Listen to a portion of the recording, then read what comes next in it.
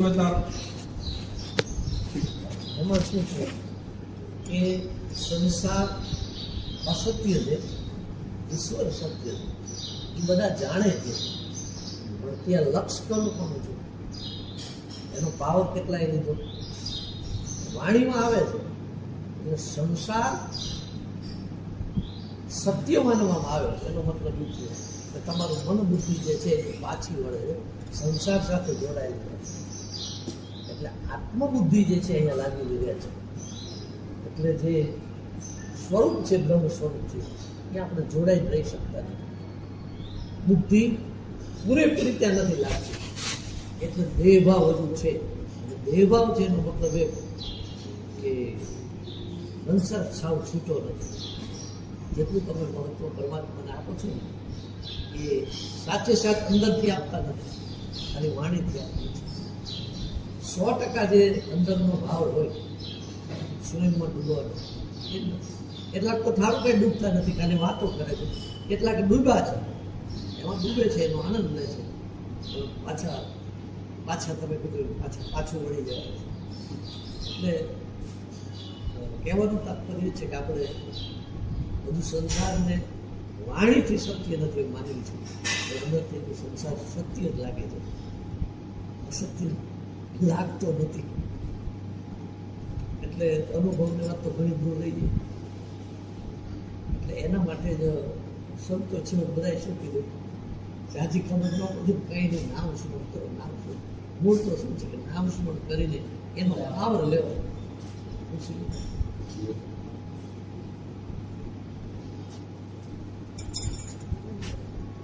કહી જાય એનો પાવર લેવો. ઈશ્વરનો પાવર મળે તો થોડે આ સંસાર પ્રત્યે ભાવ ઉતરી જાય. આપણી બુદ્ધિ ઓછી લાગે પરમાત્મા, એટલે દેહ ભાવ છૂટો. એટલે આ બધાનું કારણ છે સંસાર પ્રત્યે સંબંધ છે આપણો નક્કી.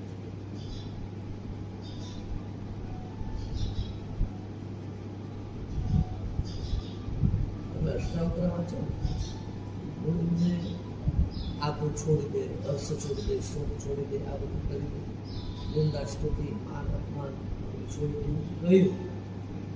પણ ક્યારે છૂટે?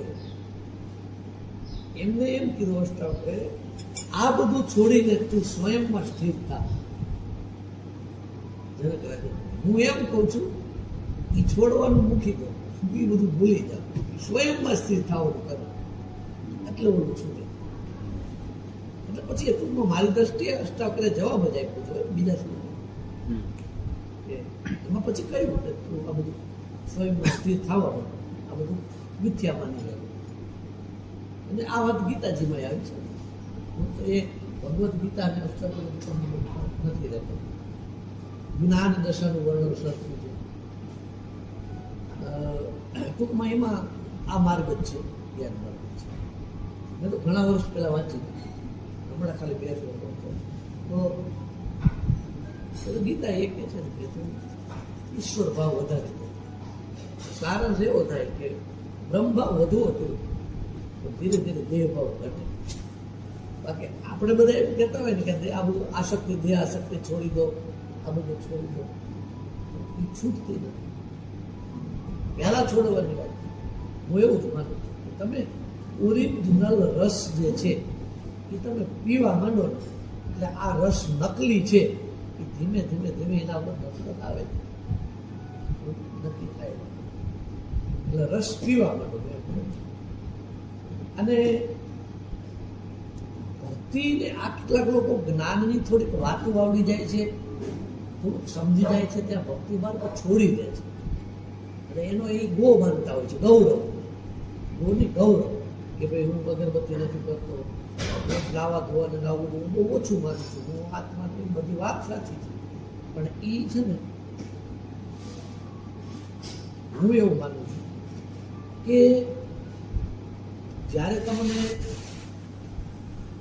સ્ત્રીમાં સ્ત્રી ન દેખાય પછી આ વસ્તુ છોડવા જોઈએ, અથવા છૂટી જાય પછી લોકો માટે થઈને તમે કરો. જાતિવાદ છે ને, પહેલો જાતિવાદ છૂટી જાય. વર્ણાશ્રમ ધર્મ, આત્મા કોઈ જાતિ છે, વધારે પડતો આત્મામાં ડૂબેલો રહે તો દરેક દેખાય. એટલે આ જાતિ છૂટી જાય કે ભાઈ આની આગળ છે, મટી જાય. પછી બીજી જાતિ છે ને, સ્ત્રી પુરુષની જાતિ છે, તો એ પણ છૂટી જ્ઞાન થયા પછી. શાસ્ત્રોમાં કહ્યું જ્ઞાનની વ્યાખ્યા અભેદ દર્શનમ જ્ઞાનમ, ભેદનો નાશ થયો, અભેદ પણ આવી જવું એનું જ્ઞાન કહેવાય. જ્યાં કોઈ પણ પ્રકારનો ભેદ નહીં, કારણ કે ભેદ હશે તો ભય હશે, ભેદ નહીં હોય તો ભય નહીં હોય. એટલે અભેદ પણ આ સામાન્ય વાત છે. સ્ત્રી અને પુરુષનો ભેદ ઘટાડવો આપણે સમજીએ છીએ કે ખોડિયાનો ભેદ છે, આત્માનો નથી.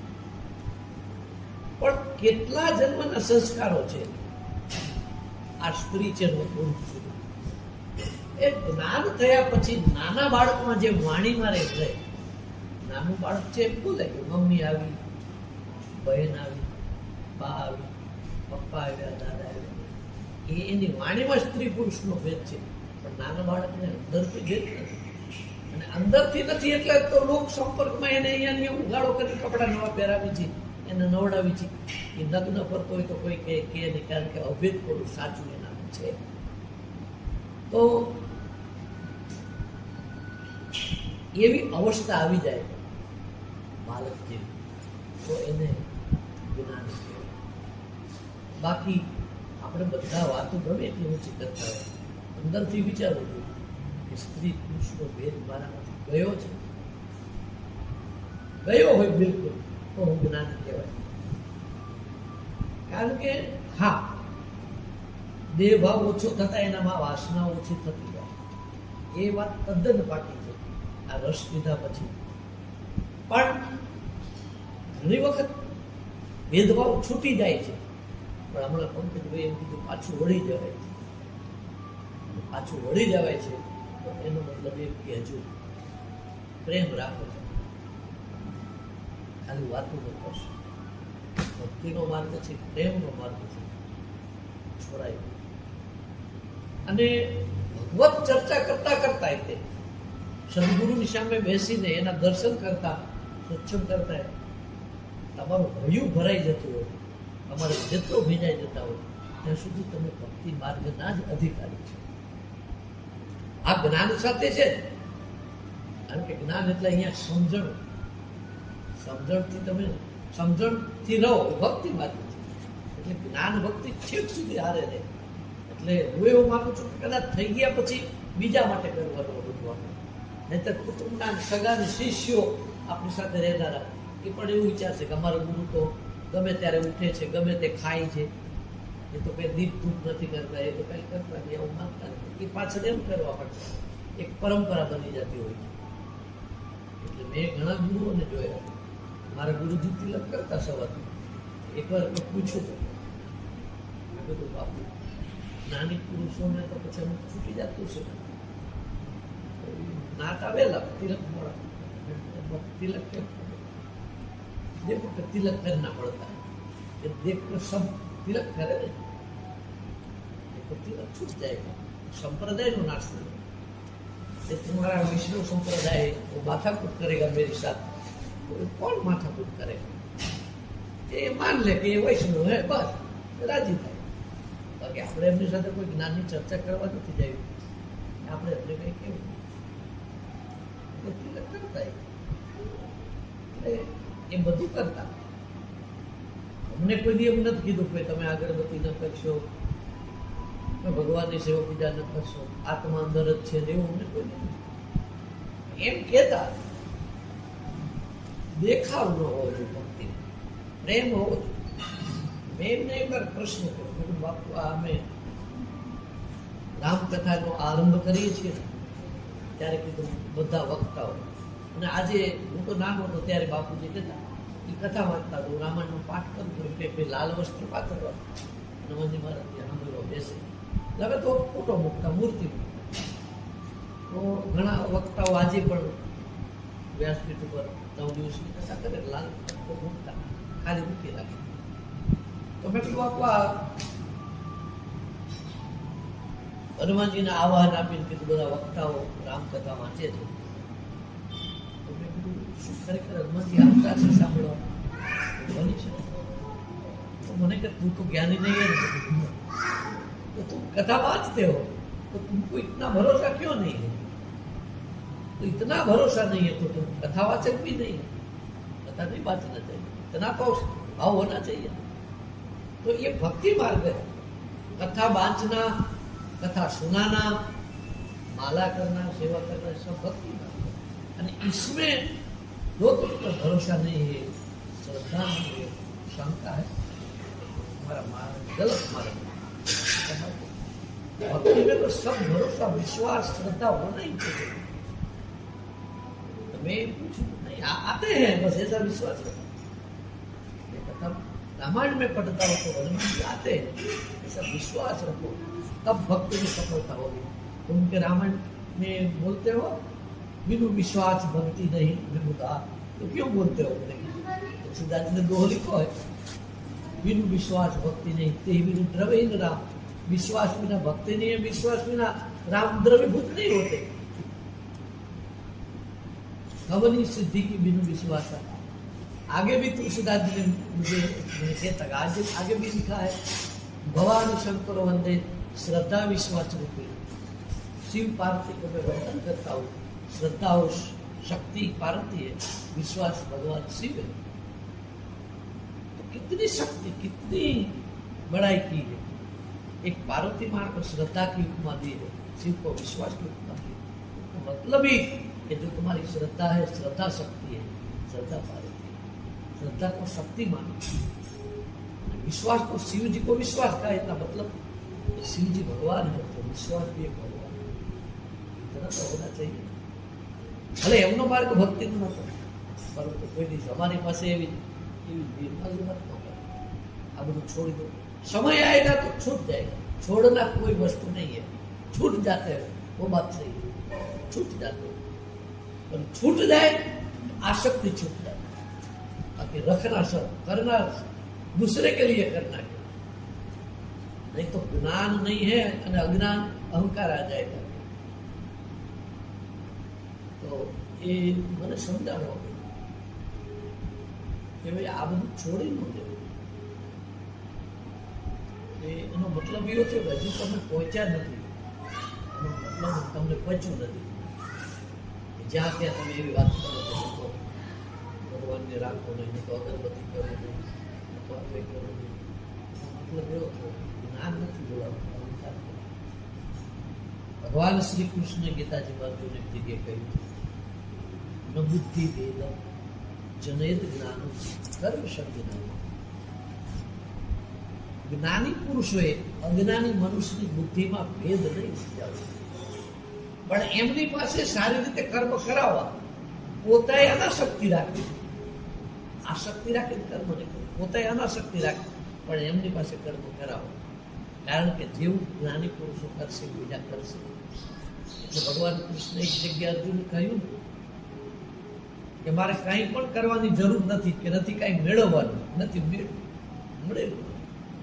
પણ છતાંય હું આ કર્મમાં પ્રવૃત્ત થઉં છું. કર્મ હું કરું છું, કારણ કે હું કર્મ ન કરું તો આ બધા મારો માર્ગ અનુસરે, બધા મારા માર્ગે ચાલે. તો ભગવાન હું આ બધું કરું છું. પછી એની સ્પષ્ટતા નથી આવી હું શું શું કરું છું.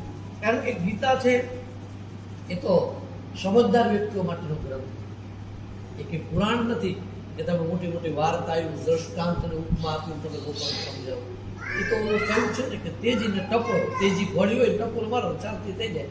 એમ સમજદાર જે શ્રોતાઓ છે એના માટે ખાલી એક શ્લોક અને બે અર્થઘટન, બે અર્થઘટન શું કહેવા માંગે તે સમજી જાય. નથી સમજી શકતા તો એના માટે લોકોએ પછી મહાપુરુષે મોટો વિસ્તાર કર્યો છે. આજે ભગવદ્ ગીતા પર ઘણા વિસ્તાર કરે છે. એ કોના માટે? બીજા માટે, નાના માણસો. બાકી સમજદાર માટે તો ગીતા છે બેલ. પણ બીજા તમે પુરાણ વાંચો તો એમાં આવે છે ભગવાન કૃષ્ણની કથા. ભગવાન કૃષ્ણ સવારમાં સ્નાન કરી પહેલું શું કરતા? તો કે પહેલું ધ્યાન કરતા, પછી બ્રાહ્મણોને વંદન કરતા. મારા બાપુ કેવું બોલ્યા, ભગવાન કૃષ્ણને 108 બ્રાહ્મણની પૂજા કરવાનો નિયમ. સવારમાં દ્વારકામાં 108 બ્રાહ્મણની પૂજા, પછી તુલસીને જલ અર્પણ કરતા. તુલસીને જલ અર્પણ કરી તુલસીના પાનને વંદન કરતા. તો એ બધું કરવાનું કારણ શું? કે આ દેશમાં તુલસી બચે. આપણે કહ્યું ને ગીતાજી, પીપળો હું છું. ભગવાનને આપણે શું સમજીએ કે પીપળો ભગવાનનું સ્વરૂપ, એમ માનીને આપણે પીપળાને સાચવીએ ને પીપળો સચવાય. તો પીપળો સચવાય તો રાત્રે ઓક્સિજન મળે ને. બીજા બધા જે ઝાડ છે દિવસે ઓક્સિજન આપે, પીપળો છે રાત્રે આપે, 24 કલાક ઓક્સિજન આપે. એટલે પીપળાની જરૂર છે. એટલે આવી રીતે કહી દીધું કે ભાઈ પીપળાની પૂજા કરે. લોકો પીપળાને જનોય આપે, પીપળાની પૂજા. પછી કર્મકાંડમાં તો કેટલું બતાવ્યું કે આ તકલીફ હોય તો પીપળાને ચાંદલા કરવા, પીપળાએ દીવો કરવો, એની આટલી પરિક્રમા કરવી, તમારી મનોકામના પૂરી થાય. મૂળ વાત છે પીપળો હચવાવો જોઈએ. એટલા માટે એ કાલના માણસો વિજ્ઞાન નહીં સમજતા હોય 5000 વર્ષ પહેલા, તો આ રીતે કહી દીધું. તો એવી રીતે તુલસી છે, તુલસી ઓક્સિજન આપે છે, તુલસી પવિત્ર છે. આપણામાં ઘણા બધા ગુણો એના આવે છે. એનું ચરણામત લેવાથી, એનું શ્વાસ લેવાથી, એની માળા પહેરવાથી, તુલસીની માળા પહેરવાથી લાભ ઘણા થતા. વાયુ પિત્ત એ વધે નહીં. તો એની પણ એટલી જ જરૂર છે તુલસીની.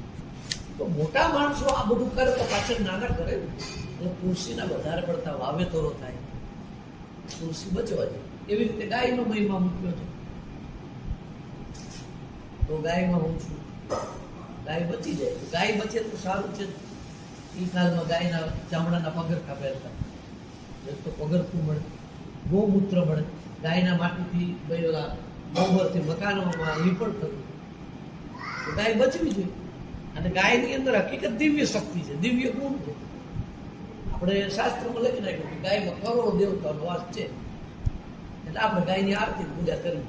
પણ વિજ્ઞાન એમ કે દેવ એટલે કોઈ વ્યક્તિ નહીં, ગુણને પણ દેવ.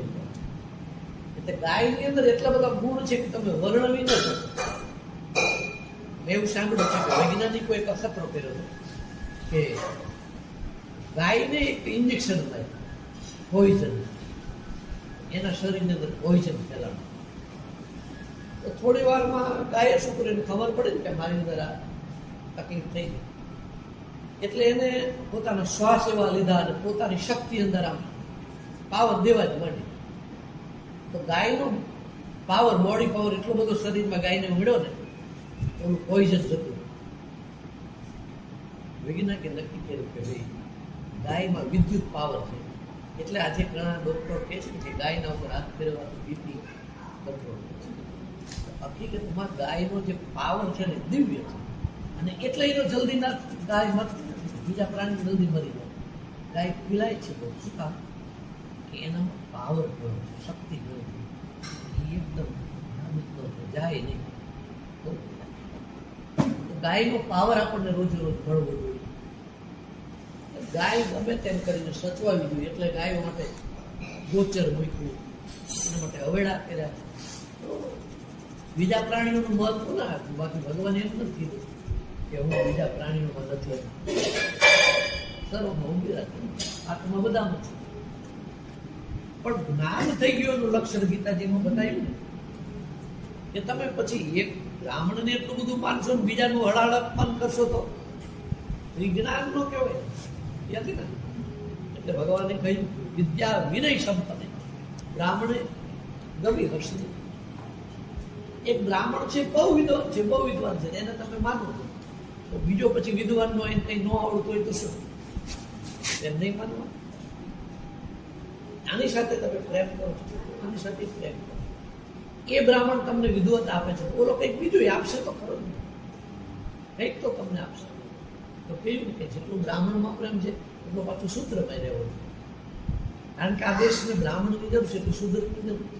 એ કાળમાં એ શારીરિક સેવા આપતા ને એનો શારીરિક બળ છે તો એ સેવા આપતો છે. એટલે ભગવાને કીધું વિદ્યા વિની સંપન્ન બ્રાહ્મણ ગવ્ય હસ્તીની સુની ચૈવ પાકે છે પંડિતા સમદર્શી. એટલે શુદ્ર સાથે ભેદભાવ સંભાવ હોય બરાબર. તો તમે ગાયને માનો છો તો આમ એટલે પેલો હાથી નહીં માનો, કૂતરાને પાછા માનો. કારણ કે હાથીને થોડી ગણપતિ મારીને પગે લાગશો, ગાયને પગે લાગશો. આને પગે ન લાગે પણ મરાય તો નહીં ને. ગાય આવે તો તમે કાઢી મૂકશો પણ એને હાકર બંધ કરી પણ ધીપતા નથી. કૂતરો આવે છે તો બારણું બંધ કરીને તમે મારો. તો ભગવાન એ ખુલાસો કર્યો કે ગાયમાં જે દેખાય છે એ કૂતરામાં દેખાવું. એ જ્ઞાનીનું લક્ષણ ત્યાં બતાવ્યું છે. એનો અર્થ એવો નથી કે ગાયને તમે ચાંદલા પૂજા કરો અને ચાંદલા પૂજા કરો, આવી દ્રષ્ટિ આપણે હોય તો એ જ્ઞાનીનું લક્ષણ. એટલે છેક સુધી ગ્રંથોની અંદર પણ આમ તાલમેલ સારો ગોઠવ્યો. સાંખ્ય યોગમાં ભગવાન કૃષ્ણ ગીતાજીમાં અર્જુનને જ્ઞાનની ચર્ચા કરી છે કે તું ભાઈ જ્ઞાનની મોટી મોટી વાતો કરે છે, તારી વાણીમાં પંડિતાઈના બોલ છે, જાણે છે બધું, પણ જ્યાં કર્તવ્ય કર્મની વાત આવી ત્યાં તો તું ડરી ગયો. આત્મા મરે છે એવું તું નક્કી થઈ ગયું, એટલે તું મારી નથી શકતો. આજ સુધીમાં તે કોઈ હિંસા નથી કરી, કોઈ મારેલા નથી. એટલે તારું જ્ઞાન ક્યાં છે? કારણ કે બીજા જે માર્યા નહીં તને બીજા લાગતા. અત્યારે તું ભોગ બોલે છે, તારું જ્ઞાન નથી બોલાવતો, પોતાના બોલ મારા પણ. તો મારા પણ તો છૂટું નથી તારા, મેં તો નક્કી થયું. આ બધા મારા પૂજવા એ છે, અમારે ખોટું છે. આ બધાને મારે લોહીથી ખરડેલું રાજ્ય લઈને શું કરે? આખર તો કામ સુખ ને અર્થ સુખ જ ભોગવવાનું. એના કરતા તો ભગવા પહેરે સંન્યાસ લઈ નીકળી જવું સારું. એનું તાત્પર્ય એમ થાય. ભગવાનનું કેવું એમ થાય છે કે જ્ઞાની પુરુષ હોય. પેલા અર્જુન જ્ઞાનની વાત જાણતો હતો તો ના, એ તો પાકી ખબર છે. ભગવાને કીધું જ્ઞાની પુરુષ આત્માને જન્મતો નથી એવું માને છે, મળતો નથી એવું માને. તો પછી આ મરવાની મારવાની વાત ક્યાં પાછી તારી પાસે આવી? એટલે તું યુદ્ધ કરે એટલે આ તારું કર્તવ્ય છે. ક્ષત્રિય યુદ્ધ કર્તવ્ય કરે. એટલે આપણે બધાના શ્લોક લાગુ પડે કે મા મનુ સ્મર યુદ્ધ છે, મારું સ્મરણ કરે. એટલે અહીંયા નામ જપ, સ્મરણ એટલે યાદ કર, પરમાત્મા મારી અંદર છે, હું પરમાત્મા છું. યુદ્ધ એટલે કર્તવ્ય કર, પાપ નહીં લાગે. ખેતી કરતો તો ખેતી કરે, એમાં પછી ખેતી કરવી છે પણ હવે એમાં તો આ તો કીડી મરી જાય તો ફળવા મળે જાય. આપણે કેમ ખેતી ન તો ખેતી કરીશ નહીં તો ખેતી ભાંગી પડે તો દેશ ભાંગી પડે. તો તારો અવતાર ક્યાં થયો? હવે એ વ્યક્તિને એવા વિચાર આવે કે આપણે ખેતી નથી કરવી, એમાં તો જીવ નિશા થાય, દોષ લાગે. તો એના કરતાં તો સત્યનારાયણ કથા શીખી જવાય. ગમે એના ઘરે સત્યનારાયણ કથા વાંચીશ તો 1000 રૂપિયા આપશે. એટલે તે તારો ધર્મ તેજી અને બીજાનો ધર્મ તે અપનાવ. બીજાનો ધર્મ અપનાવશો એટલે એક તો બ્રાહ્મણની રોજી રોટી ભાંગે. પછી એમ થાય ને કે આ ફલાણા કરાવે છે, કથા કરે છે, અમારી જ્ઞાતિના છે, અમારે સગા છે, આપણે એને બોલાવો. મારા પણ આવ્યું, જાતિ પણ આવ્યું, આ બધું વગેરે આવ્યું. અને બ્રાહ્મણને 1000 રૂપિયા મળતા જ ત્યાં રોટી ભાંગી નાખી. એટલે ભગવાને કીધું બીજાનો ધર્મ સહેલો હોય તો એ ન અપનાવો, પોતાનો ધર્મ નથી હોય. અહીંયા થોડાક નીચી વાત કરી પણ એ વાત એ સાચી છે. પછી તમે વિચાર કરો 1000 રૂપિયા રોજ આપણે આપતા રહો, તારો ધર્મ નથી. તારો ધર્મ તનું છે નથી સંભાળ, એટલે દોષ નહીં લાગે. બાકી તમે અત્યારે ગમે તે ધંધો કરતા હોય એમાં દોષ તો છે. દોષ વગરનો કયો ધંધો? સાધુ બ્રાહ્મણો માટે જે વક્તવ્ય કરે, સત્સંગ કરે, એમાં એક પુરાણમાં એવી કથા છે કે જો એની વાણીમાં થોડુંક અસત્ય આવી જાય, અસત્ય બોલી જાય તો વાણીનો દોષ લાગે, સત્યને ન પામી શકે. પછી કોઈની પ્રશંસા કરી વાળે જાહેર, કોઈની પ્રશંસા, ગમે એવો મોટો માણસ હોય, ધનવાન હોય, પ્રતિષ્ઠાવાન હોય, પ્રશંસા પછી કરાય. બીજાની કેમ નથી કરતા? બીજા નાના છે તેમાં તો કોઈની નહીં. વક્તાએ કોઈની પ્રશંસા ન કરે અને કોઈની નિંદા ન કરે. બેથી એ તો દોષ લાગે. હવે આ એક વસ્તુ ચોક્કસ છે કે તમે એકની પ્રશંસા કરો તો બીજાની કદાચ નિંદા નહીં કરો તો થઈ ગયેલી જ છે તમારી મનમાં. સવાલ જ નથી. એટલે તમને કોઈ વ્યક્તિ બહુ માન આપે એને તમે મહત્વ આપો એટલે એને તમે પોતાના મિત્ર એને તો બીજા તમને શત્રુ લાગશે. બીજો આવી તમને માન નહીં આપે તો એક વ્યક્તિ વધારે પડતો નીચે નમીને પગે લાગ્યો, ઓલું દૂરથી ખાલી આમ કરી લીધું તો તમે હજી પહોંચેલા નથી તો તમને એમ થશે કે આ પુરસ્કાર વગરનો અવિવેક અને ખબર નથી પડતી કે આટલા માણસો વંદન કરે છે, આ વંદન નથી કરે. એટલે તમને માન આપવાની અસર થઈ, તમને નિંદા અને પ્રશંસાની અસર થઈ. તો ભગવાને એ કહી દીધું કે જ્ઞાનીને કોઈ અસર ન થાય. એટલે સૌ રહે છે જ્ઞાની.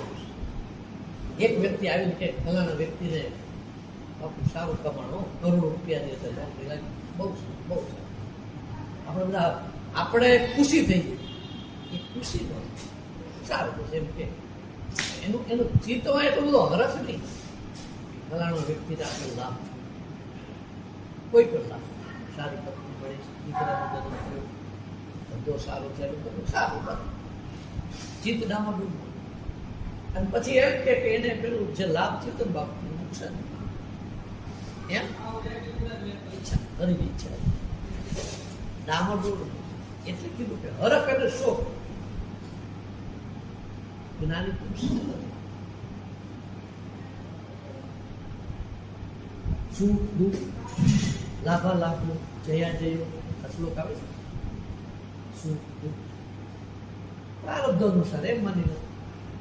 એટલે પ્રારબ્ધનો ખેલ છે. અને પ્રારબ્ધ જે છે ને આત્માથી તો ઘણું દૂર છે. એ તો તમે કરતાપણાના ભાવમાં આવી ગયા, પ્રકૃતિને વશ થઈ ગયા છો, ગુણને વશ છે એટલે તમે કર્મ કર્યા છો. એટલે એનું પછી ક્રિયામણ બન્યું, સંચિત બન્યું, પ્રારબ્ધ બન્યું. એટલે ભોગવવાનું એ બધું થયું. બાકી એ તમે ગુણોમાં ન આધીન હો ને પ્રકૃતિમાં ન હો, તમે અકર્તામાં હો તો તમારું છે જ. તો એક મારું કહેવાનું જ્ઞાનનો માર્ગ બતાવ્યો છે છેક સુધી કે તું સમાધિમાં સ્થિર નહીં થઈ શકે. એટલે તું કોઈ પણ સ્થિર નહીં રહી શકે. સમાધિ એટલે અહીંયા એવું નથી કે બ્રહ્માંડમાં ચડાવવાની વાત નથી. ઈશ્વરમાં તું સ્થિર નહીં થઈ શકે. કારણ કે તું દ્વંદ રહિત છે. ભગવાન દ્વંદમાં કોણ છે? જીવ. તો લાભ ને હાનિ ને જય ને પરાજય ને આ બધું ભૂલી જાય. તને એ તો ખબર નથી આ લડવામાં કોણ જીતતા છે, તો શું તું તારું, હું કહું છું તું કર્તવ્ય કરે તો નથી કરવાનું. આનો અર્થ એ થાય ગુરુ આપણને કહે છે તારું જે કર્તવ્ય કર્મ છે એ ફળનો વિચાર કર્યા વગર, લાભનો વિચાર કર્યા વગર એ ચાલુ રાખ અને મારા ઉપર છોડી દો. કૃષ્ણ અર્જુનને કહે છે એમ આપણા ગુરુ આપણને કહે છે. આપણા માટે કૃષ્ણ જ કહેવાય.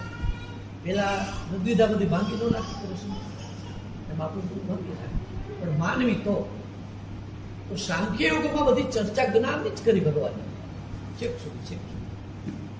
પણ ત્યાં અર્જુન બોલ્યો નહીં કે કરીશે વચન હું તમારા વચન, કારણ કે એની લાયક થઈ જ નથી.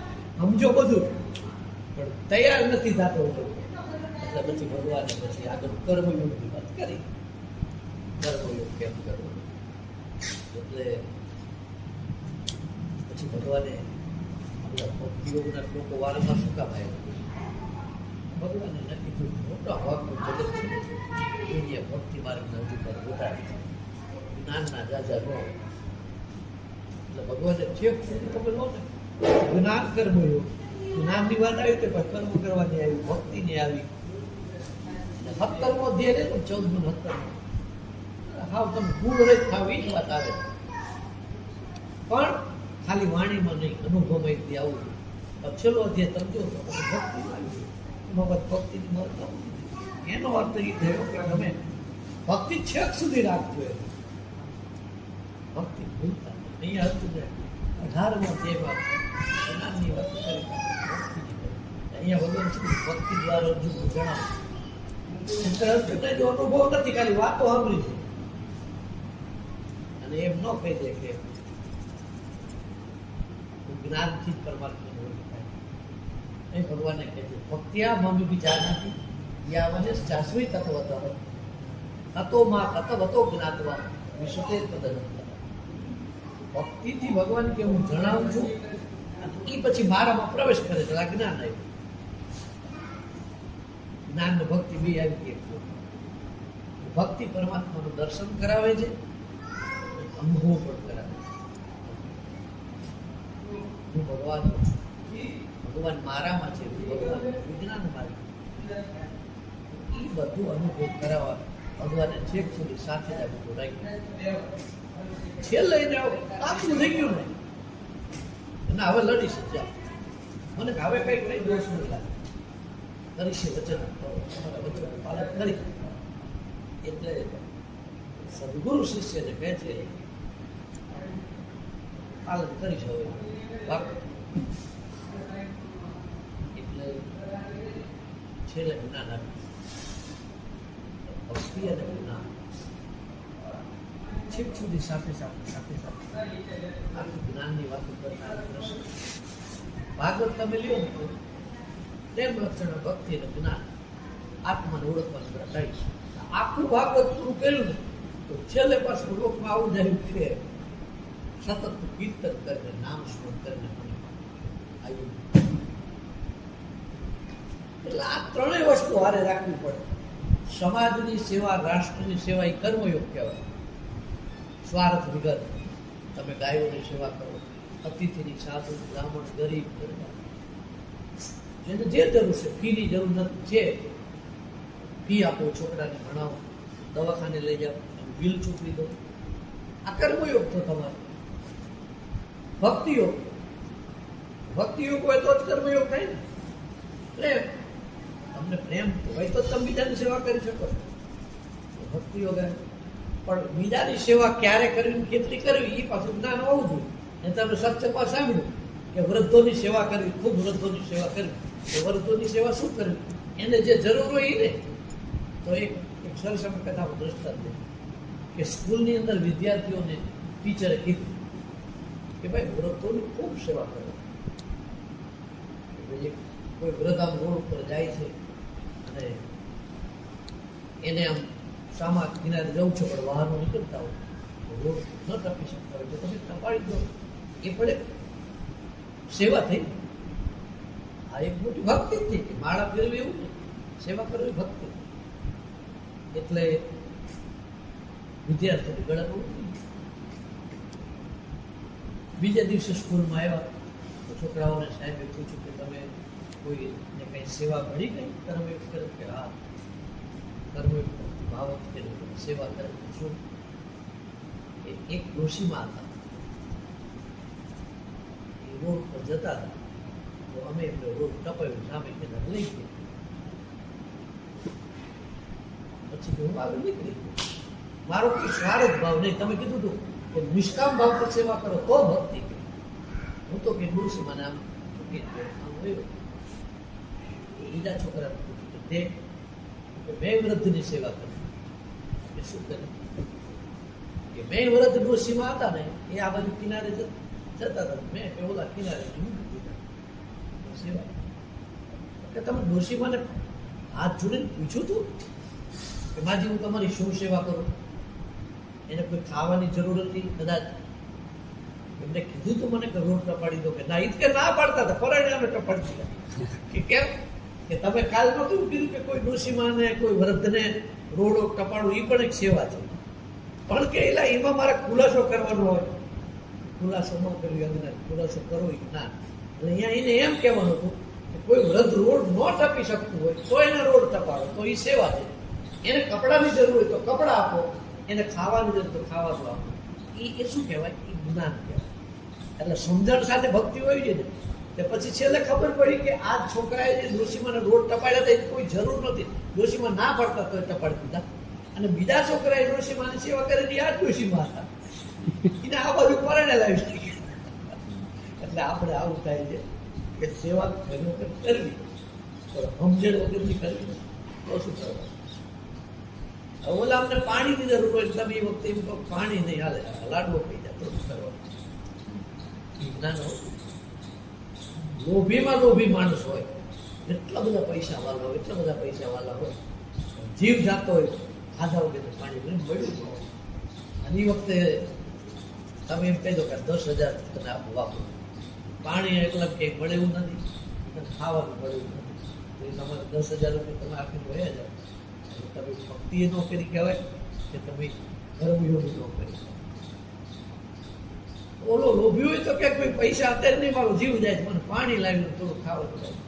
એ વખતે તો ગમે તે લૂકું સૂકું કાચું તમે એને આપો, મુઠ્ઠી ચણાઈ એને ખાધા કરે તો પાણી જોયું પ્રાણ બચી જાય, તૃપ્ત થઈ જાય. એ તમે ભક્તિ કરી કહેવાય. તમને જ્ઞાન હતું એટલે જ્ઞાન થઈ, ભક્તિ એ થઈ, અને કર્મયોગ પણ તમે છે. એટલે છેક સુધી ભગવાને તો ગીતામાં કર્મયોગની પ્રશંસા કરી છે. એમાં એની જગ્યાએ એવું કીધું છે ને કે કર્મયોગ વિના કરતા પડવાનો ભાવ ન છૂટે. તમે કોઈ કર્મયોગ જ ન કર્યો તો હું અકર્તા છું એમ કેમ નક્કી થાય? હું તો તમે સત્સંગમાં જાઓ તો તમે આ બધાની સેવા કરો, પછી ગુરુ મહારાજ કે એને શબ્દો યાદ રાખવાનો, તમે સેવા કરો, પણ મેં કરી છે ન આવું જોઈએ. ગુરુ મહારાજે કરાવી, પરમાત્માએ કરાવી, ઈશ્વરને કેન્દ્રમાં રાખો. હું શું સેવા કરું? મારા 2 હાથ વડે જ, પણ એની પ્રેરણા થઈ. એને મને કંઈક આપ્યું તો હું તમને 2 જોડ કપડાં લઈ દીધા, તમે પૈસા આપ્યા, ત્યાં તમારો કરતા ભાવ છૂટી જાય, અહંકાર નીકળી જાય. પરમાત્મા કરે, મને નિમિત્ત બનાવ્યો છે, મને અવસર આપ્યો, અને આ અવસરે હું અત્યારે તમારી સેવા ન કરું અને પછી 2 વર્ષ પછી પછતાવો થાય કે મેં તમારી સેવા નથી કરી, બોલો અત્યારે હું તમને 2,000 આપું, બોલો કે અત્યારે હું કરોડપતિ છું, મારે શું કરવાનું? એટલે સમજણ સાથે ભક્તિ હોવી જોઈએ, સમજણ સાથે કર્મયોગ. એટલે કર્મયોગ વિના કરતા પણ અનુભવ છૂટે છે. ભગવાન બોલ્યા સ્પષ્ટતા એટલા માટે વક્તા હોય આપણે ઓલા કરે તો બીજાને ખબર કેવી રીતે કરતા પણ છૂટે. આવી રીતે હું કઈ કરતો રહે, હું કઈ કરતો પરમાત્મા કરાવે, નિમિત્ત બન્યું, એની પ્રેરણાથી આ બધું થાય છે. એટલે તમને કોઈ કર્મ બંધન કરતા નથી, તમને ભવિષ્યમાં અહંકાર કરતા પણ ભક્તિ પણ ત્રણેય રહી જાય. છેક સુધી ભગવાને કર્મયોગ લીધો, ભક્તિયોગ લીધો, જ્ઞાન છેક સુધી રાખ્યું. નહીં તો સાંખ્યોગ સંભળાય બંધ ન કરી દે તો ભગવાને લાગ્યું છે ને જો કેવું છે થોડું બાકી છે, નથી સમજો. તો એમ કરતા કરતા છેલ્લે લઈ ગયા, બોલે નક્કી કરી હવે આમ કરીશ. એમાં આપણે વર્ષો સુધી સદગુરુને સેવા હોય, સદગુરુ પાસે બેસતા હોય, કોઈક સાંભળતા હોય, એમાં દિલ દઈને જો સાંભળ્યા હોય ગુરુ તો છેલ્લે એક વખત તો એવું આવી જાય કે હવે હું આ કરીશ, તમારે પછી એને આત્મબુદ્ધિ એટલે જોડે સંસાર નથી હટાવી જ જોઈએ. પરમાત્મામાં લાગવી જોઈએ, સ્વયંમાં સ્થિર થવું જોઈએ. આ હું છું, આ હું છું, બાકી નહીં તો આખી જિંદગી માથા ફોડ કરો, ગમે એટલું સાંભળો તો કઈ મળે નહીં. એટલે રામાયણમાં તુલસીદાસજી લખ્યું જ્ઞાન છે ને બચાવવું, કેવું કઠિન, સમજવું કઠિન, સમજી ગયું હોય તો એને આચરણમાં ઉતારવું કઠિન, ઉતરી ગયું તો પાછું જીરવવું કે કઠિન, કહત કઠિન, સમજત કઠિન, સાધત કઠિન વિવેક, રોહિ ધુનાચર ન્યાય પુનિ પ્રતિ અનેક. આમાં અનેક વિઘ્નો આવે. હું તમને અજ્ઞાની માની લઉં, એ તો મારા માટે વિઘ્ન કહેવાય. આમાં બધા કામ નથી, વિઘ્ન કહેવાય. પછી વળી કોઈને એમ કહી જ્ઞાન સિવાય બીજું બધું નકામ, જ્ઞાન જ સાચું છે. જ્ઞાની માટે વિઘ્ન જ કહેવાય. પરમાત્માને પામ્યું, પરમાત્માને કહેતો આશ્રમ બાપુ ક્યાંક ઉદઘાટનમાં જતા એક વાર પૂજન કરવા આવતા જ તે બીજા એમ કે પાણી હાથ મારા તુલસી બહાર રાખી પૂજન કરે એમના માટે આ મહાપુરુષ માટે કેટલું નીચું એમ બોલ્યા ભાઈ અમારા પગલા પડી ગયા તારા ક્યાં કરવા દે 3 વાર પાણી પી જાવ એને જ ના નહીં કહેવાય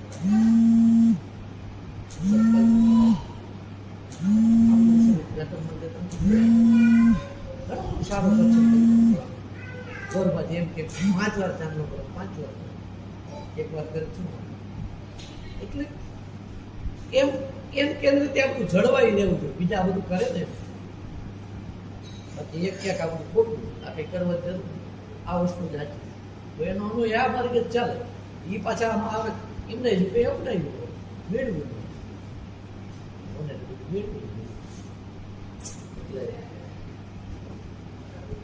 એટલે જ્ઞાનની વાત કરો જ્ઞાનની વાત કરો એનો અર્થ એ કે આપણે અજ્ઞાન છીએ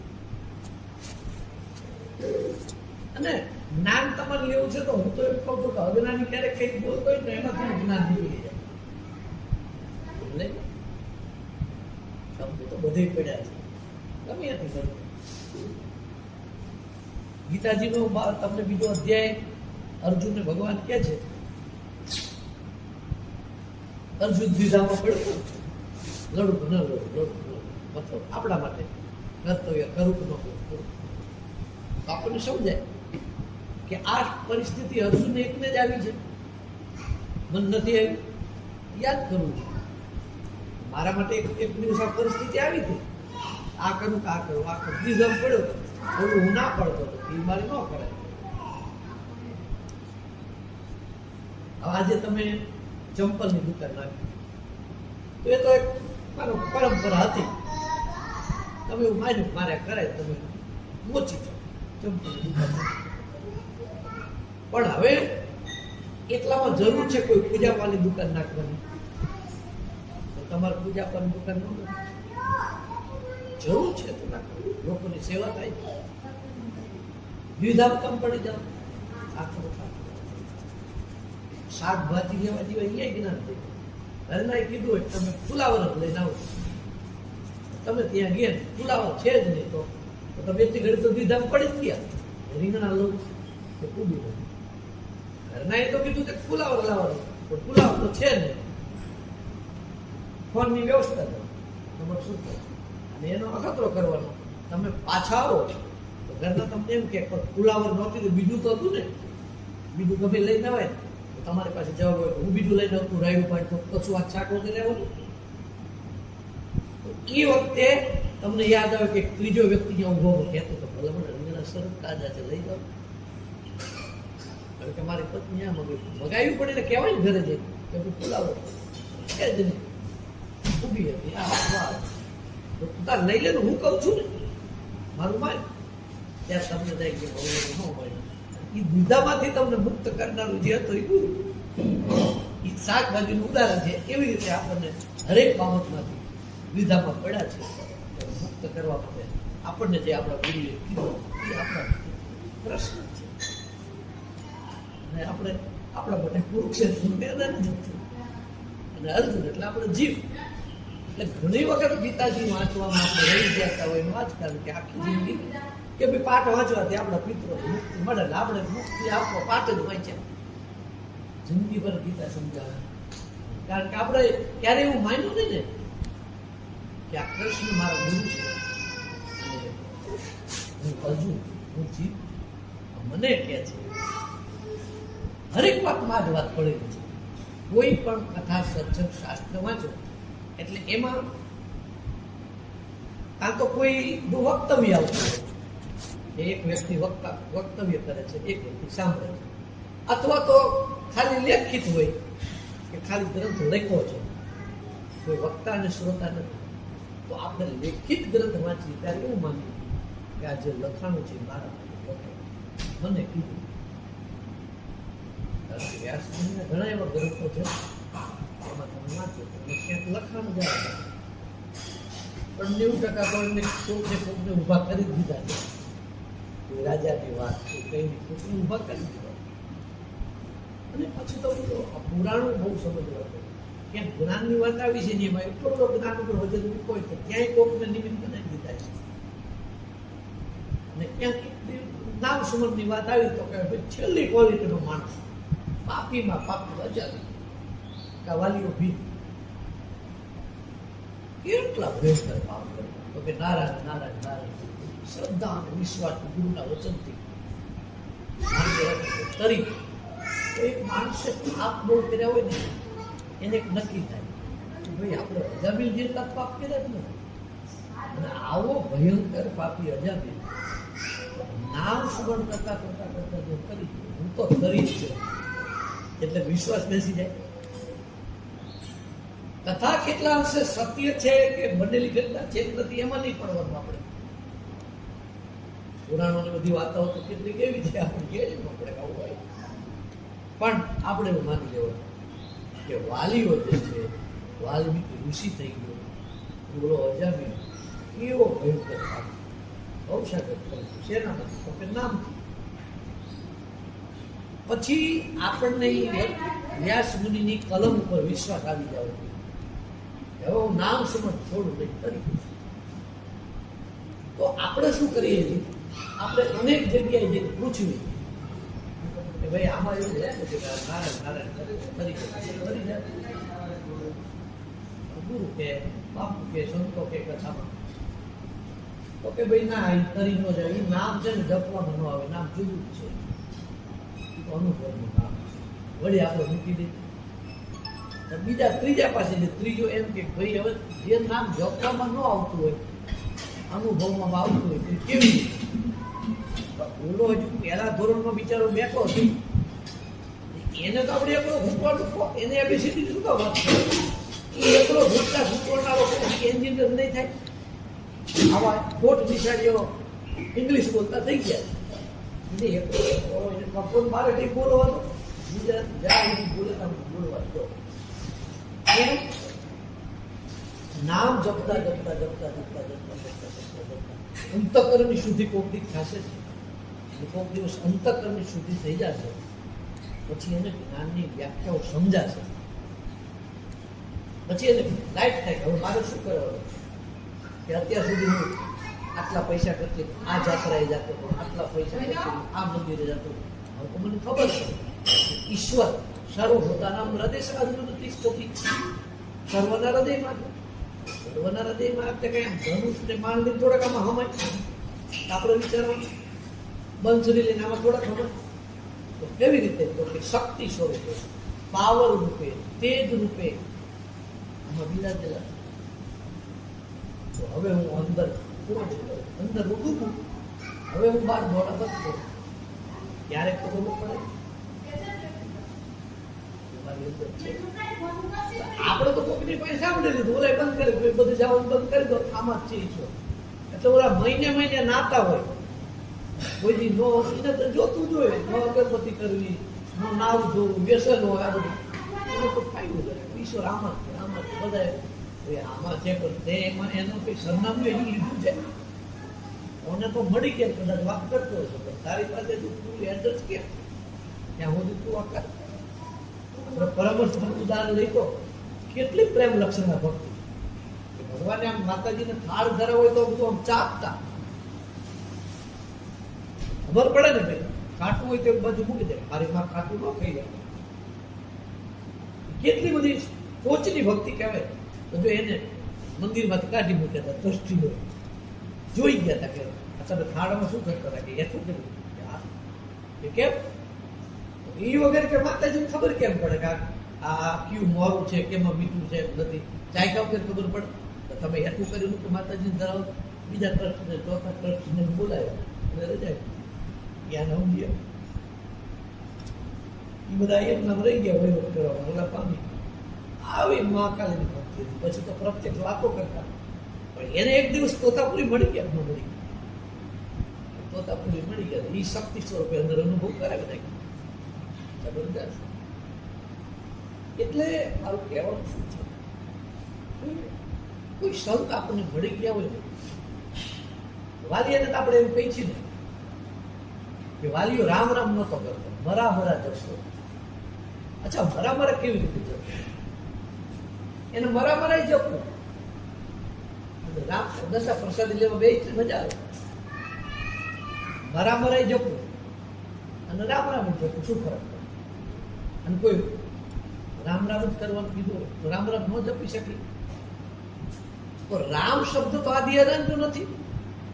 તો હકીકતમાં મેં સંતો પાસે સાંભળ્યું છે કે વાલિયાને મરા જપ રામ નહીં. શું કામ ખબર? પાપી માણસો હોય એને આ વિશ્વાસ બે રામ રામ તો આખી દુનિયા બોલે છે. તો મેં મને વડાવા કે આવતું રામ રામ રામ કે મંત્ર કરી દો. પેલા જમાનામાં તો દીવો ઘરમાં આવડો તો દીવો રામ કરો, રામ શબ્દ એટલે એને વિશ્વાસ કરે. આવા બહાર પડી ગયેલા મંત્રો તો બધા જાણતા જ હોય. તો ભારતીય વિચાર કર્યું એને એવો નવો જ મંત્ર આપ્યો કોઈ સાંભળવું હોય તો શું તને એવો મંત્ર આપ્યો કે આજ સુધીમાં મેં કોઈને આપ્યો જ નથી. તારા તો મને બહુ લાગ્યું નહીં. ઓલાને એમ થયું હોય ને હું બધાને લૂંટતો તો તમને લૂંટવા ઉભો હતો અને હવે તમે મને બોધ આપ્યો કે તારા કરેલું તારે હવે હું શરણમાં આવ્યો છું.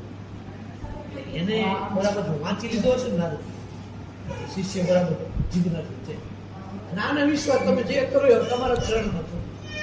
તો તમે કોઈને મોટર નથી આવ્યો તને આપણને એ તો નહીં ભાઈ કરી દે ધીમે ધીમે મરા જમ વિશ્વાસ બેસી મરા જમશે તો રામ રામ થશે. પણ થાય કે ન થાય મંત્ર કયો છે ને સાંભળી લેજો મહત્વનું નથી. તમે મૂર્તિ આધારમાં કઈ રાખો છો મહત્વ નથી. પણ જેના આધારથી તમારી અંદરથી દુર્ગુણો જતા રહ્યા, રાગ, દ્વેષ, શત્રુ, મિત્ર ભાવ, આ બધું નીકળ્યું. ઘૃણા, ટૂંકમાં દુર્ગુણો જતા રહ્યા.